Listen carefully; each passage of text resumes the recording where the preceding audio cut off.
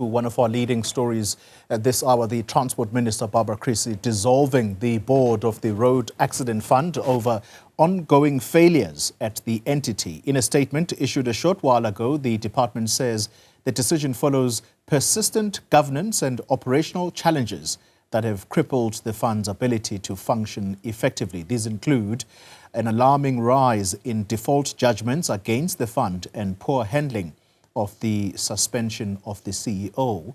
To react to this now, we're joined by the Standing Committee on Public Accounts chairperson, Songezo Zibi, who has also instituted an inquiry on allegations of maladministration, financial mismanagement and wasteful expenditure at the embattled RAF. Mr. Zibi, good evening to you. Thanks for your time.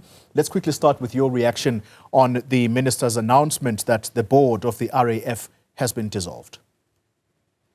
Good afternoon, Polly. Yes, so the development is not surprising given the dissatisfaction we also expressed the last time the board appeared before the Standing Committee on Public Accounts for its failure to properly oversee the actions and management of the executives at the Road Accident Fund, which has had a really significant financial impact on the Road Accident Fund in terms of default judgments and other forms of financial loss by the institution. The minister saying through her statement that most resolutions that were taken by this board were passed through the casting of votes rather than consensus, reflecting a lack of cohesion in critical decision making. What does that tell us about this board's abilities to function in unison? Look, it's not all out of place to settle disputes by vote, but this needs to be the exception rather than the norm. For a board that has agreed on a strategy, that has a governance philosophy, that shares the same priorities as a board, usually those kind of decisions are reached by consensus. When it flips around and it becomes a norm that decisions are taken by vote, it does point to a level of disunity by the board. This is not something that we canvassed in our committee because we obviously not cited on how the board makes decisions, but clearly that is an insight that the minister has had, and I see it is one of the reasons that she has given for dissolving the board. Yeah. The failure to discharge their fiduciary duties effectively, does this have an effect on these people's professional capacity when there is that kind of observation over their professional duties? Does this have a reputational damage, so to speak? Well, this kind of thing would. I mean, it's like being fired from any job. It would appear on your CV in that people would ask you how you left your previous employer, how one of your previous employers. You can't claim that you resigned. You have to say that you were dismissed from that job, which leads to a lot of questions about how that came about, what your role was, etc., etc. And this is something that is really unfortunate for the people on the board, because I think they had a great opportunity to help to repair the institution because it's been in disarray for many years, repair the institution.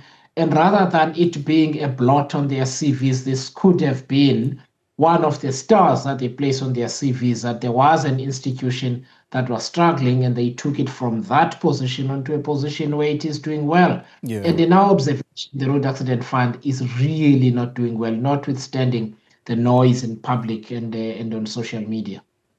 There's something interesting also that the minister has put out in her statement, and that is the establishment of an expert advisory committee.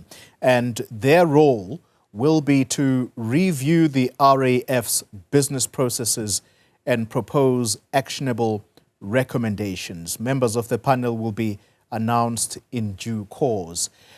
In simple form, do you have a clear understanding of what this panel is going to do exactly in relation to business processes and propose actionable recommendations?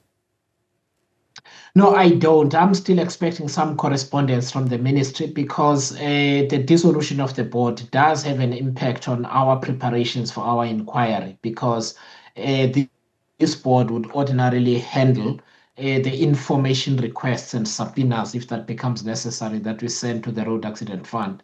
So there will be a conversation between myself as chair of the committee and either the deputy minister or the minister in order to understand all of these things in detail. The only comment I can make is one of the things we are going to look at in detail, and I had a meeting with the committee staff this afternoon after the hearing with the post office.